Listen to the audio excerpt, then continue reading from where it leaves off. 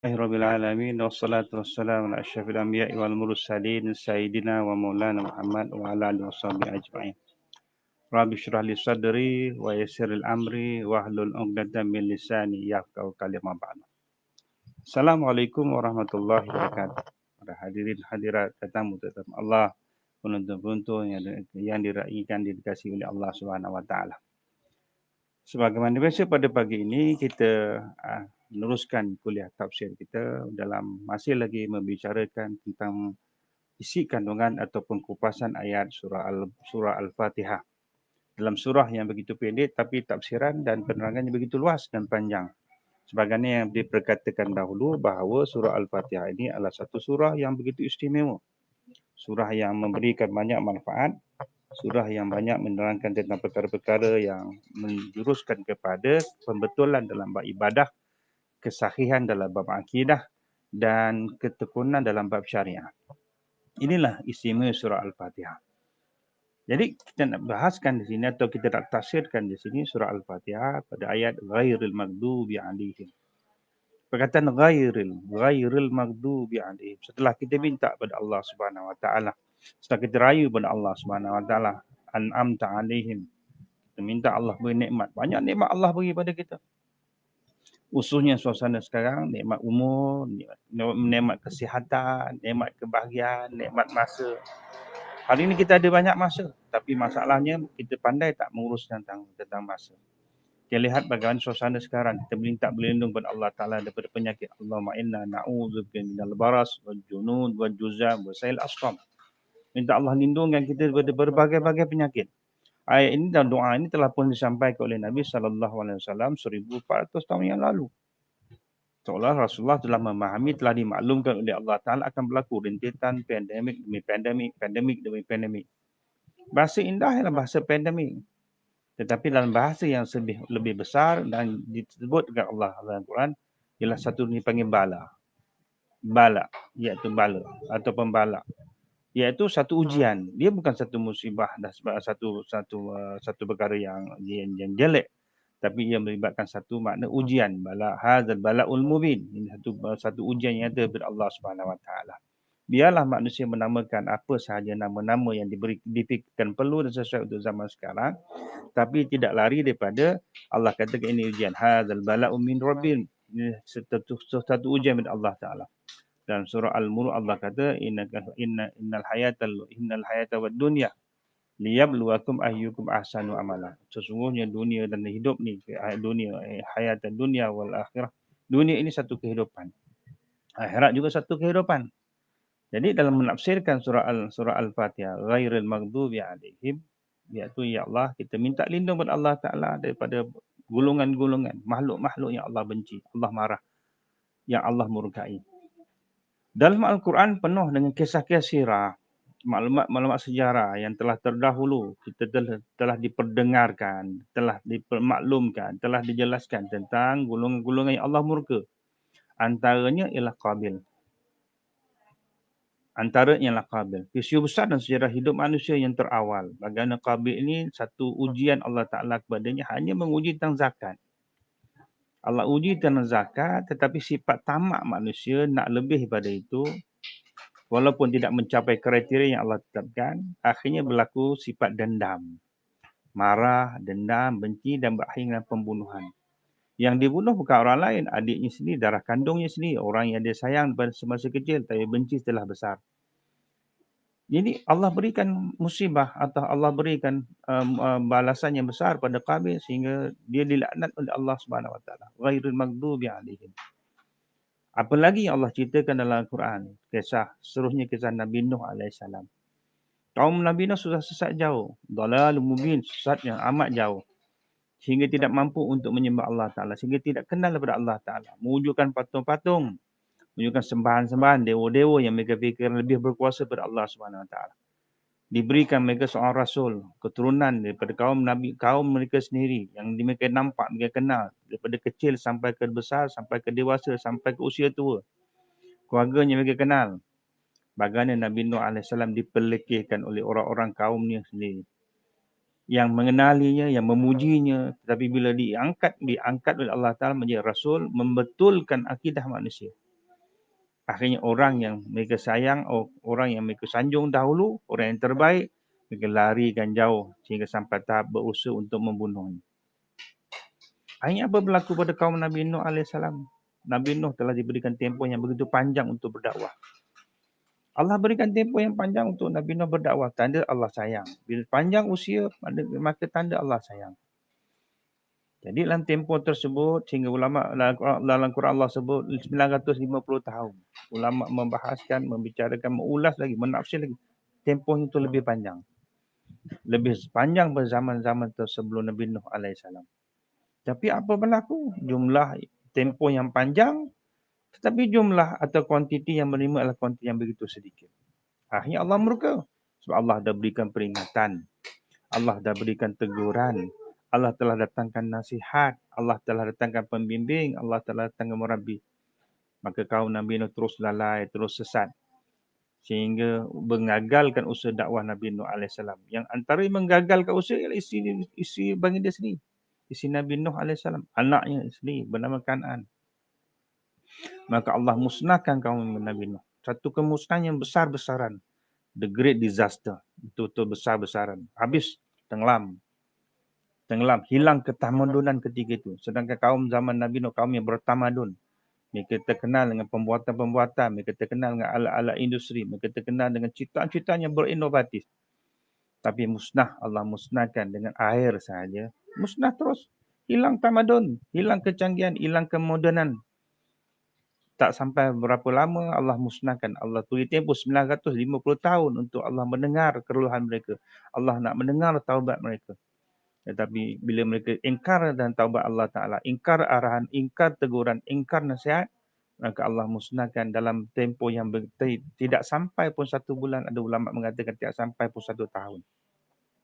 Ada yang lebih kritikal tidak sampai berapa minggu. Kaum apa lagi sebab Nabi Nuh? So, kaum Nabi Lut AS pun sama juga. Nabi Lut diutuskan kepada kaumnya untuk mentarbiah kaum-kaumnya, membetulkan akidah. Akidah yang telah rosak. Mudah sangat akidah rosak. Hanya diarahkan untuk menyembah Allah Ta'ala, mereka sembah benda lain.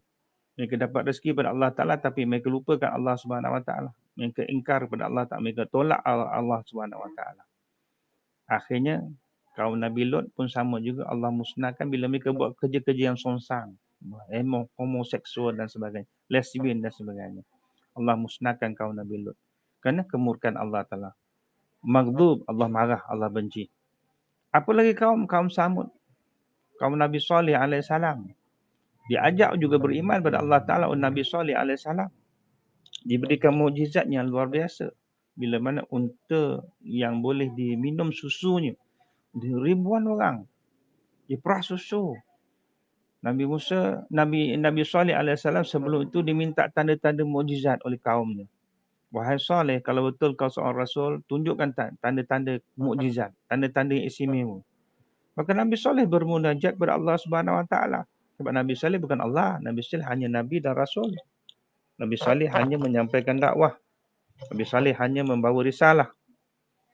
Tetapi kaum-kaumnya nakkan satu bukti kerisalahan Nabi Saleh AS. Munajatlah Nabi Saleh AS. Solat sunat 2 rakaat. Minta, Ya Allah, tunjukkan satu bukti supaya kaum-kaumku mempercayaiku. Maka Allah kata, wahai Saleh, bawa kamu satu kawasan lapang, di situ ada sebungkah batu yang besar. Ketuk batu tersebut, akan keluarlah unta yang bunting. Bila keluar saja unta yang bunting, rasa terkejut, hairan. Tapi apa berlaku? Mereka kata Nabi Saleh seorang ahli sihir pula. Akhirnya mereka bunuh unta tersebut. Dan Allah musnahkan kaum Nabi Saleh. Allah selamatkan Nabi Saleh dan keluarganya. Allah musnahkan kaum-kaumnya.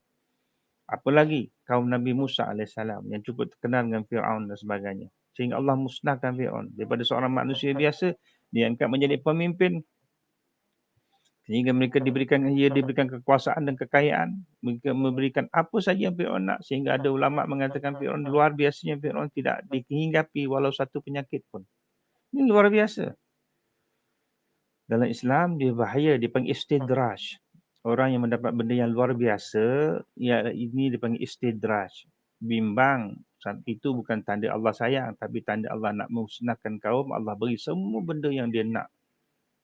Satu Hasan Al-Basri rahimallahu ta'ala mengatakan bahawa ada tanda-tanda Allah benci. Apa tanda-tanda Allah benci? Hasan Al-Basri menyatakan tanda Allah benci, Allah melalaikan mereka daripada ingat pada Allah Ta'ala. Itu tanda Allah benci. Allah berikan masa, kesempatan untuk mereka terus buat maksiat. Sehingga Allah berikan mereka kesungguhan untuk buat perkara yang sia-sia. Itu tanda-tanda Allah benci. Jadi kalau kita berhadapan suasana tanda tersebut, cepat kembali pada Allah Ta'ala.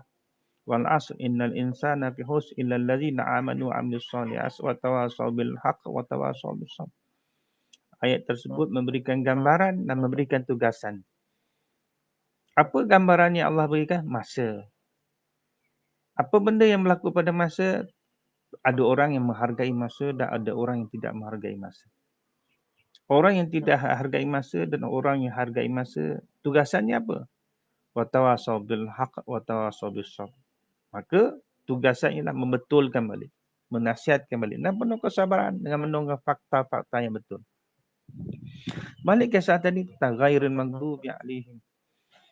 Dalam Al-Fatihah dan surah tersebut Allah kata ghairil maghdubi alaihim. Allah minta pada kita. Allah minta pada kita untuk minta pada Allah Ta'ala. Itu tanda Allah sayang. Kita kalau pada orang yang kita sayang, kita suruh dia minta pada kita. Kalau kita berhadapan orang yang kita tak sayang, kita tak bagi dia minta. Itu berbeza. Orang tu nak minta ke? Jangan. Fikir benda lain, fikir hal lain lah. Tapi ini Allah lain. Allah tanda Allah sayang, Allah suruh kita minta kepada dia. Sedangkan Allah kata, wasta'inu bis-sabri was-salah. Hendaklah kamu minta padaku dengan penuh kesabaran dan jangan lupa solat. Ud'uni astajib lakum, mintalah padaku akan berikan. Maknanya Allah memang nak beri tapi Allah nak kita minta. Itu SOP, itu prosedur. Ada yang Allah beri tanpa minta, ada. Ada yang Allah beri tapi tak semua, tak ramai. Cuma istidrajnya Allah beri. Ada yang minta Allah beri lebih lagi. Itu bimbang istidraj. Macam Qarun. Zaman Nabi Musa AS. Bagaimana Qarun ini bertemu dengan Nabi Musa AS untuk menjadi orang yang kaya. Sepanjang hidup dia tidak pernah merasai kekayaan. Sifat cemburu pada orang kaya ada. Sifat keinginan untuk menjadi baik selepas jadi orang kaya itu ada. Minta pada Nabi Musa, wahai Musa, kau boleh doa semua benda yang macam-macam yang luar biasa. Kau boleh doa sehingga makanan Allah boleh turunkan daripada langit. Kau boleh doa air yang keluar pada celah-celah batu yang tidak pernah berhenti mengalir. Kau boleh doa benda-benda yang pelik. Aku cuma minta satu saja, doalah aku jadi orang kaya. Nabi Musa AS menasihati Qarun, wahai Qarun, oleh kerana kau saudaraku, kau orang yang beriman kepadaku, lebih baik janganlah. Bukan senang untuk berhadapan dengan suasana kaya. Lebih susah daripada berhadapan dengan orang yang miskin. Orang kaya ni susah. Tapi orang kaya yang baik lebih baik. Jadi Qarun hari-hari minta, hari-hari minta. Tak apalah. Musa, kalau aku jadi orang baik, aku jadi orang kaya. Aku jadi orang yang membantu kamu menjalankan usaha dakwah. Kau minta apa saja, aku berikan. Nabi Musa kata masa belum dapat memang begitu. Kalau dah dapat nanti kan dia lain. Tak, wahai Musa, aku jadi orang, aku lain. Kau kenal aku dah lama. Kita saudara mara. Sebab Nabi Musa dengan Qarun ni saudara mara. Ada ulama mengatakan sepupu. Ada yang mengatakan dua pupu dan sebagainya. Tapi ada hubungan saudara mara. Yang beriman pada Nabi Musa AS. Akhirnya bila diminta selalu Nabi Musa doa kepada Allah. Ya Allah, berikan sesuatu yang istimewa pada Qarun. Sehingga jadi orang kaya. Allah bukan beri kaya. Allah beri kekayaan yang luar biasa. Orang yang tak pernah rasa kaya, tak pernah rasa senang, tapi dapat benda yang terlalu besar, lost control. Susah untuk kawal. Susah untuk kawal. Ui, Qarun ni luar biasa sangat sehingga menjadi selalu sombong. Sehingga nak tunjuk pada orang lain tentang kekayaannya, dia buat upah orang untuk pamerkan kekayaannya. Pamerkan kekayaan, upah orang untuk pamer. Kemudian pula upah orang yang besar-besar untuk bawa kunci. Kunci gedung Khazanah Qarun. Biasanya kalau kunci harta ni kita sembunyi. Tapi Qarun tak tunjuk. Sebab banyak sangat. Orang rompak pun tak selarat dah. Banyak lagi. Kayanya Qarun. Tapi apa berlaku ni istidraj. Allah beri. Makna beri secara tiba-tiba. Akhirnya dia menjadi terlalu kaya. Sombong, bongkak. Akhirnya lupa pada Allah Ta'ala. Allah musnahkan sekejap. Tenggelam. Dia tasyak Qarun. Jadi Banyak bukti Allah berikan tentang orang yang Allah murka ni, Allah beri. Jadi kita lihat bagaimana ada orang kaya yang baik. Seperti sahabat-sahabat Nabi. Seperti Utsman bin Affan radhiyallahu anhu. Bila mana Rasulullah berhadapan suasana genting, Rasulullah akan jumpa Utsman bin Affan. Contohnya di Madinah. Satu di Madinah. Bila mana satu perigi Yahudi ini memang sedap airnya.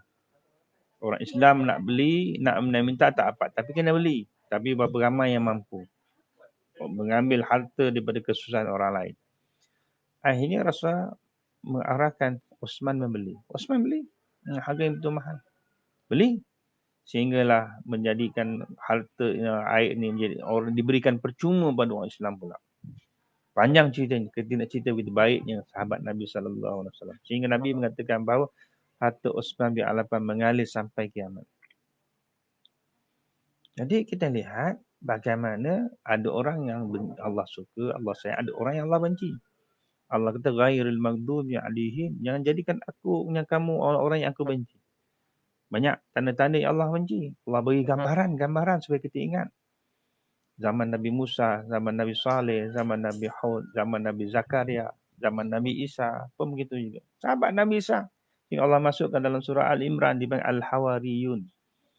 Orang yang sentiasa berdamping dengan Nabi Isa AS. Bergerak ke mana bersama-sama. Tapi siapa sangka salah seorang daripada orang yang Nabi Isa percaya, yang orang ni khianat. Membocorkan rahsia Nabi Isa AS. Mendedahkan di mana lokasi Nabi Isa. Berkomplot dengan orang yang nak membunuh Nabi Isa. Tapi Allah buat lain. Wa makaru wa makarallah wa huwa khairul makirin. Kamu boleh menipu. Tapi tipuan kamu gagal untuk menipu aku. Kamu yang akan tertipu. Manusia nak menipu Allah Ta'ala. Iblis pun dah tahu dah. Sebab tu Iblis diceritakan bila mana Fir'aun mengaku Tuhan. Iblis pensan. Pensan sebab Iblis tak pernah buat. Ada manusia yang berani mengaku Tuhan. Iblis tak pernah mengaku Tuhan. Iblis hanya ingkar arahan. Aba wastakbara wa kana minal kafirin. Wahai Iblis, kerana kamu ingkar padaku, aba wastakbara, ingkar dan takabur, kafirlah kamu. Kafirlah kamu kerana ingkar dan takabur. Dia tak pernah mengaku Tuhan. Tapi bila Fir'aun mengaku Tuhan, Iblis kata, well done lah Fir'aun. Well done. Smart lah you. Sebab kau boleh mengaku Tuhan, aku tak mengaku Tuhan. Jadi, Fir'aun buat luar biasa daripada Iblis. Apa Fir'aun buat? Mengaku Tuhan. So, sembah dia. Sedangkan Nabi Musa berada di situ. Dia bela Nabi Musa dengan sebaik-baik manusia. Tetapi dia tidak mau ikut arahan Nabi Musa AS. Tapi ada satu peristiwa yang agak sikit berbeza. Iaitu tentang sahabat. Iaitu bapa saudara Nabi SAW. Iaitu bernama Abu Talib bin Abdul Muttalib. Kan kita kenal. Begitu familiar. Begitu tersebar berita kisah Abu Talib bin Abdul Muttalib. Seorang yang sangat-sangat baik. Seorang yang sangat-sangat perhatian dengan Nabi SAW. Seorang yang begitu mengambil berat. Tetapi di akhir kehidupannya yang tidak mengucap 2 kalimah syahadat. Di saat terakhir Nabi terus berusaha. Ada orang kafir seperti Abu Jahal, Abu Lahab menggenggangkan Nabi yang bagi rapat Muhammad dengan Abu Talib. Biar ketua kita mati nakkan agama kita. Kalau Muhammad dekat dia akan hasut, last minute dia akan hasut. Habis kita. Akhirnya Rasulullah dihalang. Dan Abu Talib dalam keadaan sakratul maut. Tapi Abu Talib tanya, mana anak saudaraku Muhammad? Saat aku begini dia tak ada. Lalu dia kata, orang kata ada, cuma tak dibenarkan masuk. Abu Talib kata masuk. Dia anak saudaraku yang paling aku sayang. Mengalahkan sayang anak sendiri. Rasul minta pada Abu Talib, wahai Abu Talib, saudaraku, ucaplah kalimat la ilaha illallah Muhammadur Rasulullah. Inilah yang terbesar. Kalau Abu Talib kata tidak, wahai Muhammad. Bukan aku tak percaya. 100% aku percaya apa yang kamu ajar ni betul. Rasul cerita. Memang Abu Talib percaya. 100% orang yang mencari Rasulullah ialah Abu Talib bin Abdul Muttalib. Tetapi kenapa dia tak nak beriman? Ialah, kita boleh katakan tak dihidayah oleh Allah Ta'ala. Itu akal fikiran manusia, jawapan mudah. Allah tak beri hidayah. Ya betul. Memang jawapan tu betul. Laisa alaika hudahum walakin Allah. Wahai Muhammad, kau boleh berusaha untuk berdakwah, tapi hidayah daripada aku. Kita tengok sini kan, kita boleh usaha. Bilal, usaha dengan suara yang sedap. Macam-macam gaya. Ada bunyi Bilal Mekah, ada bunyi Bilal Madinah. Ada suara yang merdu-merdu anak-anak muda sekarang. Tapi tarikan untuk orang datang ke masjid, seolah-olah tidak sebanding dengan sesedap suaranya. Salah Bilal ke? Salah masjid ke? Tak. Hidayah Allah tak beri. Allah tak tarik hati manusia yang tidak Allah tarik. Sedangkan Allah janjikan hayyal falah. Allah janjikan kejayaan. Allah janjikan siapa yang hadir, berjayalah dia. Jaya. Macam kita beritahu pada student-student atau beritahu siapa saja kan. Kalau kamu hadir saja, kamu lulus. Ramai orang datang sepatutnya. Sepatutnya ramai orang datang. Sebab dah janji lulus. JPJ buat pengumuman. Siapa yang hadir saja di mana-mana pejabat JPJ, confirm dapat lesen memandu. Full. Saya ingat tak cukup tangan. Buka lagi pukul 12 malam. Minta buka lagi. Sebab dia beri tempoh. Daripada pukul 8 sampailah pukul 5 petang. Siapa hadir saya dapat lesen menjemput. Hadir saja dapat. Tak payah masuk driving. Tak payah masuk driving school. Mesti dapat. Alangkah penjual produk pun kita tengok ada yang jual tudung, ada yang bersusun lepas subuh dah ada atau sebelum subuh dah berdiri dah. Yang nak beli tiket perlawanan bola sepak dahulu pun ada yang bermalam di tepi di kawasan lapang di tempat parking kereta. Itu nak minat. Jadi begitu juga tentang solat. Dah dijanjikan kejayaan tapi ialah yakhtar man yasha. Allah kata aku pilih siapa yang aku nak je. Allah pilih lagi. Betul, siapa yang Allah nak Allah pilih. Jadi dah berikan janji tapi orang tak datang, Allah kata pilihan di tangan kamu. Cuma aku pilih yang nak. Kita lihat macam mana Allah tidak memilih Abu Talib. Walaupun orang yang baik. Allah pilih Ikrimah bin Abu Jahal. Anak Abu Jahal yang berusaha berperang dalam perang Uhud. Berperang dalam perang Badar. Berperang dalam segala jenis perang. Dan bercita-cita nombor satu ialah bunuh Muhammad. Itu cita-cita Ikrimah bin Abu Jahal. Apa lagi marahnya bila bapak dia Abu Jahal mati dalam perang Badar melawan tentera Islam. Marah, dendam kusumat. Dan dia main peranan cukup besar dalam perang Uhud. Bila mana menggagalkan benteng pertahanan Nabi SAW di Bukit Pemanah. Dengan sahabat baiknya Khalid bin Al-Walid. Tetapi setelah berlaku pembukaan kota Mekah, Ikrimah masuk Islam. Kan pelik. Pelik, hidayah Allah memang kita agak pelik lah. Sebab bila Allah nak pilih satu benda yang kita agak susah ni. Ya Allah. Abu Talib sebaik-baik manusia ya Allah. Takkan tak pilih. Allah tak pilih. Hindun. Isteri pada Abu Sufyan. Orang yang bertanggungjawab mengarahkan Wahsy. Perjam lembing yang terkenal daripada Habsyah. Yang menjadi hambanya ketika itu. Dengan janji, wahai Habsyi. Kalau kau berjaya membunuh Hamzah bin Abdul Muttalib, kau merdeka. Bebas. Harta dapat, arak dapat, bebas lagi. Perempuan pun nak aku beri. Wahsy. Orang yang jadi hamba, apa keinginan hamba? Bebaslah. Bebas daripada perhambaan. Akhirnya, dia menggunakan kemahiran, kepakaran melempar lembing tepat kena Hamzah bin Abdul Muttalib dalam perang Uhud. Wafatlah Hamzah bin Abdul Muttalib. Dikerjakan pula Hindun sehingga hancur dada Hamzah bin Abdul Muttalib. Dikeluarkan organ-organ dalam badan syuhada perang Uhud. Sehingga Rasulullah bila melihat tubuh badan bapa saudaranya menangis Rasulullah sallallahu alaihi wasallam. Dia sedih, menangis. Sehingga Rasulullah kata siapa yang berjaya membunuh Hindun maka halal darahnya. Hindun hari ini boleh bunuh. Di mana dia nak pergi pasar boleh bunuh, dia tengah makan boleh bunuh. Halal darah. Sampai tahap tu Rasulullah mengeluarkan satu dikri, satu arahan.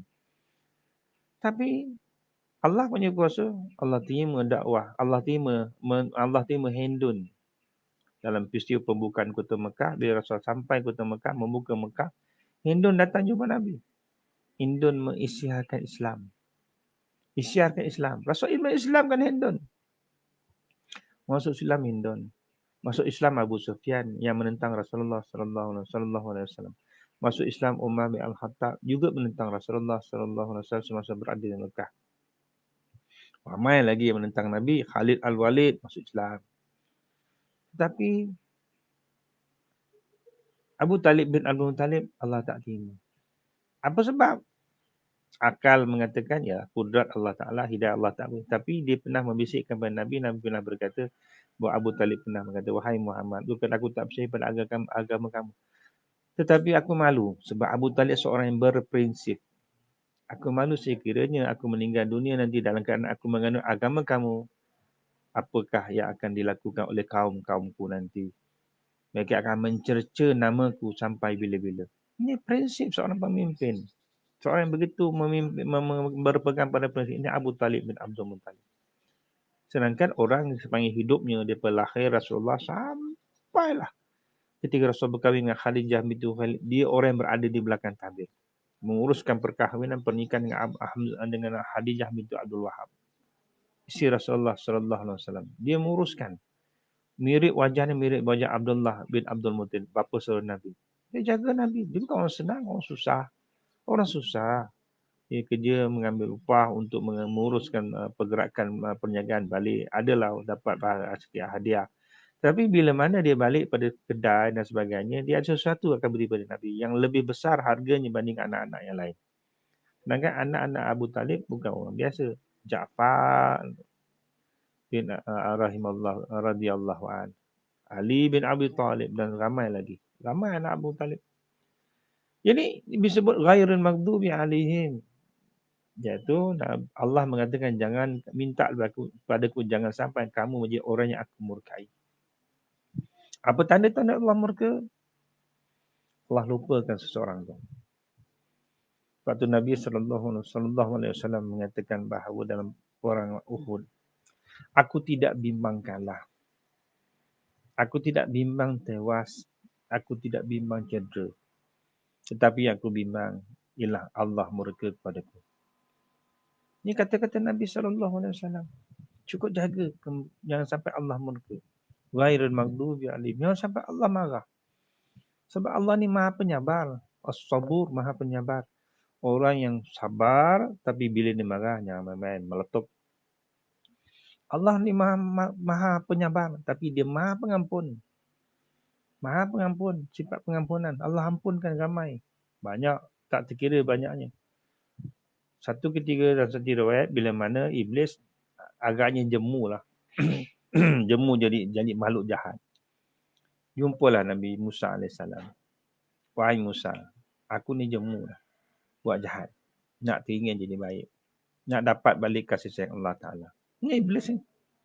Nak dapat balik kasih sayang Allah SWT. Wahai Musa kata, okey, alhamdulillah, ini bagus, sangat bagus, betul-betul bagus ni. Apa yang kau nak aku lakukan, wahai iblis? Dia kata, wahai Musa, boleh tak kau minta kepada Allah Ta'ala, bagi pihak aku, on behalf, minta izin kepada Allah Ta'ala, atau minta Allah ampunkan dosa-dosa yang lalu. Aku tak pernah murtad. Aku tidak pernah mengaku syirik kepada Allah Ta'ala. Aku cuma ingkar arahan je. Minta Allah gelupuskan kesalahan-kesalahanku. Ampunkan dosaku. Kembalikan aku seperti asal. Boleh? Berita gembira lah Nabi Musa. Berdakwah. Apa tu iblis pula tu. Adu mungkin musuh manusia nombor satu. Musuhnya itu. Allah sebut dalam Quran. Musuhnya itu. Tapi dia pernah nak rujuk pada Allah Ta'ala. Nabi Musa munajat kepada Allah Ta'ala. Ya Allah, ini berita besar ya Allah. Ini satu permohonan yang cukup besar. Iblis ingin minta ampun padaku melalui ku ya Allah. Allah bukan tak tahu. Allah Sami'un Alim. Allah Maha mendengar lagi Maha mengetahui. Bukan Allah tak tahu. Bisikan, detikkan, apa saja yang manusia, makhluk jaga semua Allah tahu. Allah kata boleh. Maklumkan pada iblis, aku ampunkan dosanya bersyarat. Pengampunan mesti bersyarat. Apa syaratnya Allah? Arahkan iblis cari kubur Adam AS, sujud di kubur Adam. Kalau dia boleh buat, dulu dia gagal, sekarang kalau dia boleh buat, aku hapuskan dosa dia. Aku kembalikan pada tempat asalnya. Aku kembalikan namanya menjadi Azazil semula. Maklumkan dia begitu. Nabi Musa menunggu kehadiran Iblis. Iblis datang. Wahai Musa, apa cerita? Good news atau bad news? Good news atau bad news? Buruk dan baik, apa cerita? Nabi Musa kata, berita baik ni, wahai Iblis, berita baik. Sukalah Iblis, berita baik. Apa baiknya, wahai Musa? Cerita cepat, tak sabar nak dengar. Allah terima taubat kamu. Alhamdulillah, syukur. Tetapi bersyarat, bisyaratin dengan satu syarat. Dia kata ni yang kita sedap dengar ni. Ada syarat-syarat pula ni. Mestilah nak bagi satu benda besar, mesti ada syarat. Bapak kan begitu anak. Ayah akan beli kau handphone. Dengan syarat. Kau lulus, cemerlang, ayah beri. Oh, nak beri bersyarat, mestilah bersyarat. Semua syarat Allah kata senang saja. Wahai Iblis. Pergi cari kubur Adam. Takkan kau tak tahu. Kau mesti tahu kubur Adam. Kau sujud kat kubur. Sujud je, sujud. Sujud saja. Selesai segala dosa. Apa dia jawab? Aba wastakbar. Sebab tu Allah kata aba wastakbar Iblis sifat. Dalam ingkar sombong bodoh. Kalau aku dulu masa Adam hidup pun aku tak nak sujud, ni Adam dah mati. Boleh belah. Tak nak ni, Allah beri peluang yang begitu baik. Allah beri peluang begitu baik, besar sangat. Pergi buat satu benda je. Allah arahkan sujud di kubur. Itu Allah arahkan. Lepas tu sujud pada Allah Ta'ala.